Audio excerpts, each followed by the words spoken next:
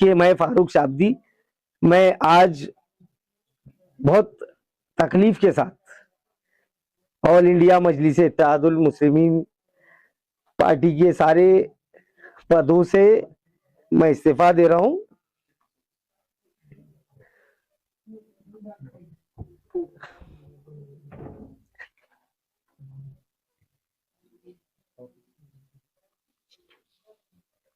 Party सुद्धा इतकं emotional connect असताना का सोडावं असं वाटतं अजूनही लोकांना म्हणजे इतकी एक पूर्ण रेस वेगळीकडं आणि हा शेवटचा जो कंटेंट हा शेवटची जी मुवमेंट बस असद साहब को बोलना चाहता हूं, आई एम सॉरी।